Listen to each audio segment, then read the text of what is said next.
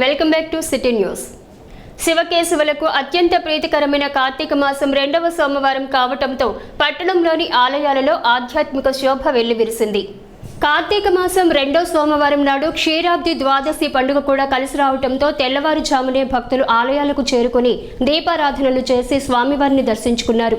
గంగనమ్మపేటలోని పాత శివాలయం, మారిస్పేట, రామలింగేశ్వరపేటలోని శివాలయాలలో భక్తులు విశేషంగా పాల్గొని దీపారాధనలు, అభిషేకాలు నిర్వహించారు. భక్తుల శివనామ స్మరణతో ఆలయాలు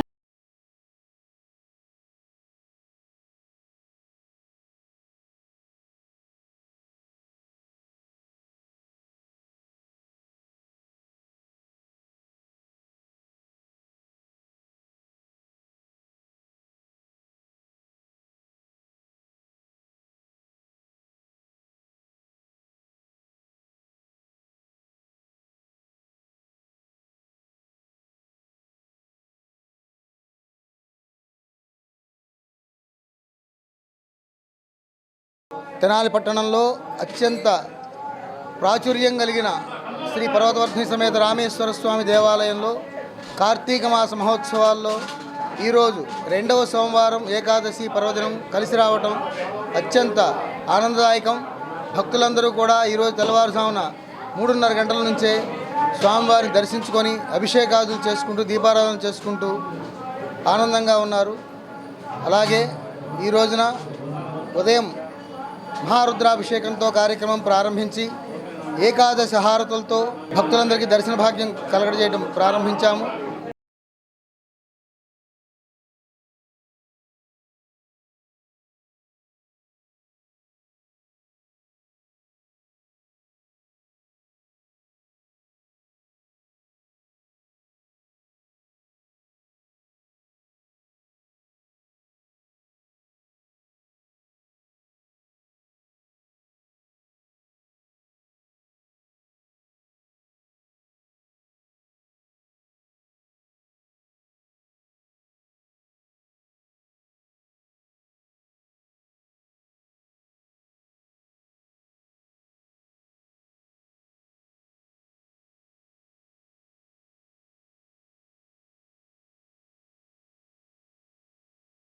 శుద్ధ ఏకాదశి 2వ సోమవారం భక్త బంధువులందరూ కూడా పరమేశ్వర స్వరూపమైనటువంటి వారు భక్త బంధువులందరూ కూడా ఇవాళ రోజున కేదారేశ్వర స్వామి వారి నోములు, సత్యనారాయణ స్వామి వారి యొక్క వ్రతములు ఆచరిస్తూ ఉన్నారు.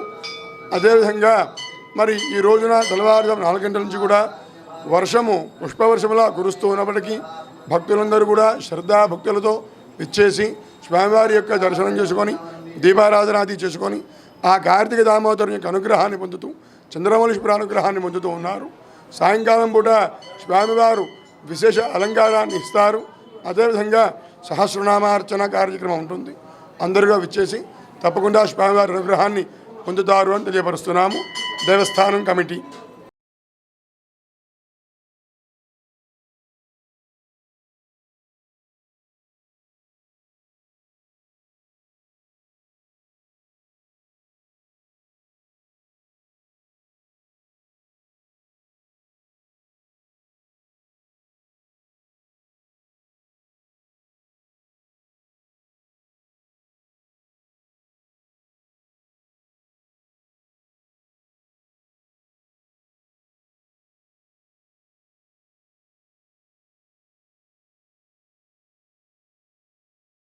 పార్వతీ సమేత రామలింగేశ్వర స్వామివారి దేవస్థానంలో ఈరోజు కార్తీక సోమవారం ప్రత్యేక పురస్కరించుకుని భక్తులు అధిక సంఖ్యలో విచ్చేసి ఉన్నారు. వీరికి ఎటువంటి అసౌకర్యాలు కలగకుండా ప్రత్యేక క్యూ లైన్లు ఏర్పాటు చేయడం జరిగింది. కార్తీక సోమవారాలు సాయంత్రము మరియు కార్తీక పౌర్ణమి రోజు సాయంత్రము శ్రీశైల భక్త సేవా సమితి వారిచే కార్తీక దీపోత్సవ కార్యక్రమం జరుగును. కావున భక్తులు కోవిడ్ నిబంధనలు అనుసరించి తప్పనిసరిగా మాస్క్ ధరించి ఈ కార్యక్రమాల్లో పాల్గొనవలసిందిగా కోరటమైంది.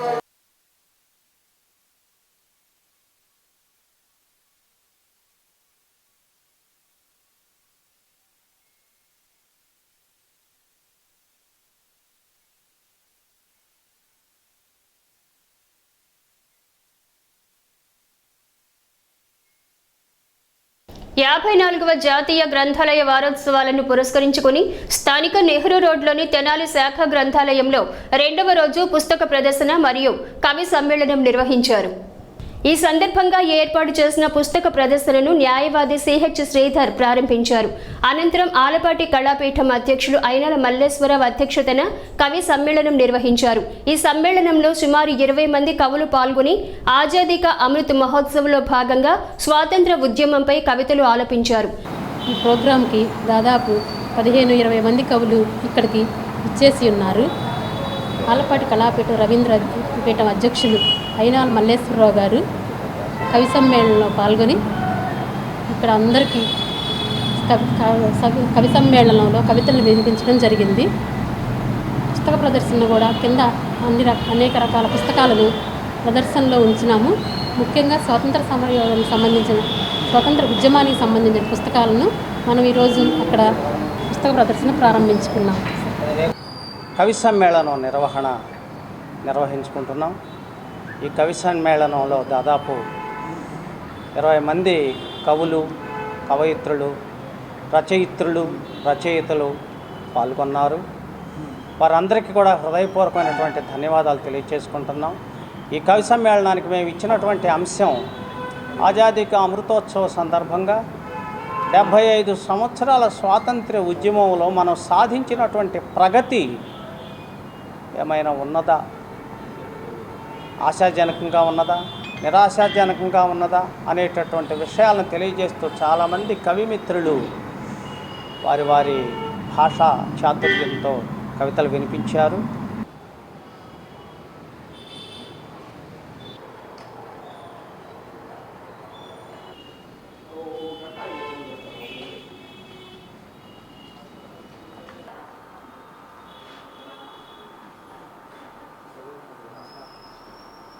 ఈ కార్యక్రమంను గ్రంథాలయ అధికారిని కె ఝాన్సీ లక్ష్మి ఆధ్వర్యంలో నిర్వహించగా P Subbarao, K Padma, K Chittibabu తదితరులు పాల్గొన్నారు. తెనాలి ఫిలిం కల్చరల్ సొసైటీ మరియు పురపాలక సంఘం సంయుక్త ఆధ్వర్యంలో నిర్వహిస్తున్న అంతర్జాతీయ బాలన చలనచిత్రోత్సవం సోమవారంతో ముగిసింది. తెనాలి రామకృష్ణ కవి కళాక్షేత్రం నందు 2 రోజుల పాటు జరిగిన ఈ కార్యక్రమం సోమవారంతో ముగిసింది. ఈ సందర్భంగా ఏర్పాటు చేసిన ముగింపు సభకు సొసైటీ అధ్యక్షులు రావిపాటి వీరనారాయణ అధ్యక్షత వహించగా ముఖ్య అతిథులు Kalyanamasthu cinema hero heroines Shekhar Varma, Vaibhaviraj మరియు చిత్ర యూనిట్ సభ్యులు పాల్గొన్నారు. 2 రోజుల పాటు చలనచిత్రోత్సవాలు నిర్వహించి పలు దేశాల చిత్రాలను ప్రదర్శించడం అభినందనీయమని కొనియాడారు. ఈ సందర్భంగా విద్యార్థులను ఉత్తేజపరిచే విధంగా పలు కార్యక్రమాలు నిర్వహించారు. అంటే కళ్యాణమస్తు సినిమా ఆల్రెడీ 70% కంప్లీట్ అయిపోయింది. ఇంకా లాస్ట్ షెడ్యూల్ ఇప్పుడు చేస్తున్నాం. మా ప్రొడ్యూసర్ గారు రఘుబాబు గారు, మా డైరెక్టర్ అందరికీ నాకు ఈ సినిమాలో అవకాశం ఇచ్చినందుకు చాలా చాలా థ్యాంక్స్ అండి. అంటే నేను పేపర్లో చూసి నేను స్టడీ చేసింది ఏంటంటే ఈ వయసు చాలా ఇంపార్టెంట్ మీ అందరికీ. అంటే మంచి ఏజ్, మంచి చెడు దేంట్లో వెళ్ళాలనేది ఇప్పుడే డిసైడ్ చేసుకుంటారు. మీ మెంటల్ అలా ఉంటుంది. మీరు అందరూ ఎప్పుడంటే కష్టాలు అందరికీ వస్తాయి. అంటే కష్టాలు మగాళ్ళకే వస్తాయి. ఎందుకంటే కష్టాలను ఎదుర్కొని నిలబడ్డే వాళ్ళకే కష్టాలు ఇస్తాడు. కష్టాలు వచ్చినప్పుడు ఏమి కృంగిపోకూడదు, అలా జయించేద్దాం. ఓకేనా? Kalyanamathu is my debut film. Nivalli Nivalli song is very close to my heart and sung beautifully by Ramya Vera. This song is really close to me as it's my debut film. I hope you guys like the song. Please share it with your friends, family, everyone. And thank you so much. You guys are very motivating, very inspiring. I was just observing your response and it makes us really happy. కార్యక్రమంలో society కార్యదర్శి Bollimuntha Krishna, rotary club సభ్యులు గుత్తా వెంకటరత్నం, రామరాజు, సినీ దర్శకుడు ఏ Suresh, child artist Bhanuprakash, సినీ నిర్మాత Boyapati Raghubabu, co director రామ్కి, choreographer Sudheer, దర్శకులు రత్నాకర్, మురళి, చౌదరి తదితరులు పాల్గొన్నారు. విభజన హామీలు అమలు చేయటంలో కేంద్ర ప్రభుత్వం విఫలమైందని సిపిఐ రాష్ట్ర కార్యదర్శి రామకృష్ణ ఆరోపించారు. ఈ మేరకు తక్షణమే అఖిలపక్షాన్ని ఏర్పాటు చేసి కేంద్రంపై ఒత్తిడి తెచ్చేలా ముఖ్యమంత్రి జగన్మోహన్ రెడ్డి కృషి చేయాలని కోరారు. కేంద్ర హోంశాఖ మంత్రి అమిత్ షా సమక్షంలో తిరుపతిలో జరిగిన దక్షిణాది రాష్ట్రాల ప్రాంతీయ మండలి సమావేశంలో ఏపీ సంబంధించిన అనేక అంశాలను సీఎం జగన్ ప్రస్తావించడం శుభ పరిణామమని సిపిఐ రాష్ట్ర కార్యదర్శి రామకృష్ణ పేర్కొన్నారు. ఈ మేరకు గుంటూరులోని సిపిఐ కార్యాలయంలో సోమవారం మీడియాతో మాట్లాడారు. విభజన హామీలు అమలు చేయడంలో మోడీ సర్కార్ విఫలమైందని చెప్పారు. ఇప్పటికీ రెవెన్యూ లోటును భర్తీ చేయలేదని, పోలవరంకి నిధులు ఇవ్వలేదని ఆయన తెలిపారు. అయితే తిరుపతి సమావేశంలో పోర్టులు, Kadapa steel plant, Vizag steel plant గురించి కూడా ముఖ్యమంత్రి వైఎస్ జగన్మోహన్ రెడ్డి ప్రస్తావించి ఉంటే బాగుండేదని ఆయన స్పష్టం చేశారు. ప్రత్యేక హోదాతో పాటు పోలవరం, అమరావతి రాజధాని గురించి కూడా చర్చించాలని ఆయన డిమాండ్ చేశారు. అయితే ఆంధ్రప్రదేశ్కి సంబంధించిన ఏ ఒక్క అంశం గురించి కూడా నరేంద్ర మోడీ ప్రభుత్వం పాజిటివ్ గా స్పందించడం లేదని రామకృష్ణ ఆరోపించారు. ఇందుకు తక్షణమే అఖిలపక్ష సమావేశం ఏర్పాటు చేసి కేంద్ర ప్రభుత్వంపై ఒత్తిడి పెంచేందుకు రాష్ట ప్రభుత్వం ప్రయత్నాలు చేయాలని కోరారు. ఐక్యంగా కలిసి పోరాటం చేయడం ద్వారానే రాష్ట ప్రయోజనాలను కాపాడవచ్చని ఆయన స్పష్టం చేశారు. అదేవిధంగా వెనుకబడిన ఉత్తరాంధ్ర, రాయలసీమ ప్రాంతాలకు బుందేల్ఖండ్ తరహా ప్యాకేజ్ ఇస్తామని చెప్పి విభజన హామీల్లో పొందుపరచడం జరిగింది. విభజన బిల్లులో పొందుపరిచిన ఈ అంశాన్ని నామమాత్రపు నిధులు కొద్ది కేటాయించి దాన్ని సరిపుచ్చారు తప్పితే దాన్ని కొనసాగించలేదు. వెనుకబడిన ప్రాంతాలకు ఏ రకంగా కూడా న్యాయం చేయలేదు. అదేవిధంగా దాదాపు 16,000 కోట్ల రూపాయలు రెవెన్యూ లోటు మన రాష్ట్రానికి రావాల్సి ఉంటే ఆ రెవెన్యూ లోటును భర్తీ చేయడానికి కూడా ఈ ప్రభుత్వం పూనుకోలేదు. ఆ అంశాన్ని కూడా ముఖ్యమంత్రి గారు అందులో లేవనెత్తడం జరిగింది. అంతేకాకుండా ఈ పోలవరం ప్రాజెక్టు అతి ముఖ్యమైన ప్రాజెక్టు, జాతీయ ప్రాజెక్టుగా ప్రకటించారు. జాతీయ ప్రాజెక్టుగా ప్రకటించిన పోలవరం ప్రాజెక్టును దానికి నిధులు ఇచ్చి దాన్ని కంప్లీట్ చేయడం కాకుండా ఇవాళ కేంద్ర ప్రభుత్వము కొత్తగా మెలికబెడతా ఉన్నారు. అదేమంటే 2013-14 లెక్కల ప్రకారం ఏవైతే అంచనాలు ఉన్నాయో ఆ అంచనాల మేరకే మేము నిధులు ఇస్తాము, మిగతా పెరిగిన ధరవరలను దానికి సంబంధించి ఆ కాస్ట్ అంతా కూడా రాష్ట్ర ప్రభుత్వమే భరించాల్సి ఉంటుందని చెప్పి కూడా వారు చెప్పడం అనేది అత్యంత శోచనీయము. కాబట్టి ఈ విషయంలో కూడా ప్రభుత్వ వైఖరిని ఆయన తప్పుపట్టారు. అమరావతి రైతుల పాదయాత్రను పోలీసులతో అడ్డుకునేందుకు రాష్ట్ర ప్రభుత్వం ప్రయత్నిస్తోందని సిపిఐ రాష్ట్ర సహాయ కార్యదర్శి ముప్పాళ్ల నాగేశ్వరరావు, జిల్లా కార్యదర్శి జంగాల అజయ్ కుమార్ ఆరోపించారు. కొత్తపేటలోని మల్లలింగం భవన్లో సోమవారం వారు మీడియాతో మాట్లాడారు. న్యాయస్థానం నుండి దేవస్థానం వరకు అమరావతి రైతులు చేస్తున్న మహాపాదయాత్రకు ప్రజల నుంచి విశేష స్పందన వస్తుందని వారు వెల్లడించారు. అయితే అమరావతి రైతుల పాదయాత్రను ఎలాగైనా అడ్డుకునేలా ప్రభుత్వం కుట్రలు చేయడం దారుణమన్నారు. అమరావతి రాజధాని ఉద్యమానికి నిత్యం అండగా ఉంటామని వారు స్పష్టం చేశారు. ఇందులో భాగంగా రాజధాని రైతుల ఉద్యమం 700వ రోజుకి చేరిన సందర్భంగా మంగళవారం నిరసన దీక్షలు చేపడుతున్నట్లు నాగేశ్వరరావు, అజయ్ కుమార్ తెలిపారు.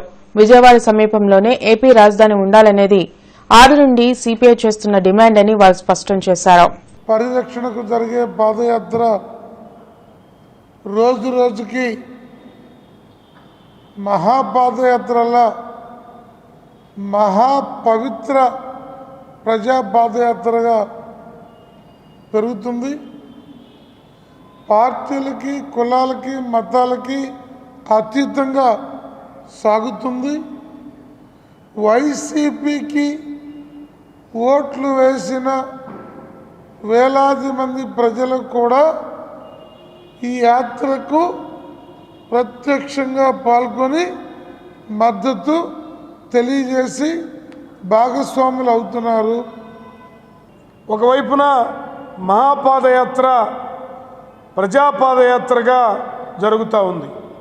వందల మందితో ప్రారంభమై ఇవాళ వేల మందితోటి కొనసాగుతూ తిరుపతి వెళ్ళేటప్పటికే లక్షలాది మందితోటి ఈ పాదయాత్ర అశేష జనసందోహంతో ప్రారంభం కాబోతూ ఉంది. అందువల్ల రేపు 700వ రోజు సందర్భంగా అమరావతి పరిరక్షణ కోసం జరుగుతున్నటువంటి ఉద్యమానికి మద్దతుగా గుంటూరు జిల్లాలో ఉన్నటువంటి అన్ని నియోజకవర్గ కేంద్రాల్లో దీక్షా కార్యక్రమాల్ని నిర్వహిస్తూ ఉన్నాం. దాంట్లో గుంటూరులో కలెక్టర్ కార్యాలయం వద్ద దీక్షా కార్యక్రమం జరుగుతుంది. దీంట్లో రామకృష్ణ గారు, నాగేశ్వరరావు గారు కూడా పాల్గొనబోతా ఉన్నారు. ఇక ముఖ్యాంశాలు మరోసారి.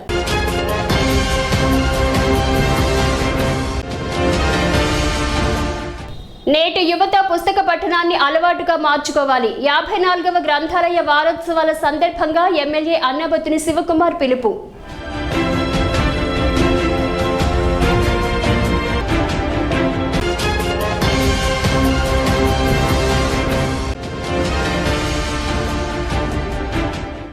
వన్ టైం సెటిల్మెంట్ ద్వారా రుణాలు చెల్లించి లబ్ధిదారులు సంపూర్ణ గృహ హక్కు పొందవచ్చు. హౌసింగ్ జేసీ అనుపమ అంజలి.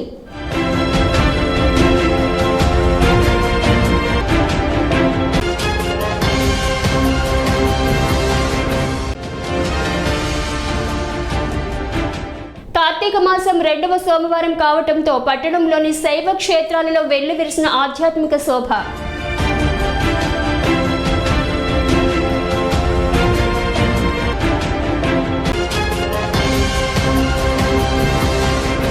సిటీ న్యూస్ సమాప్తం. నమస్కారం.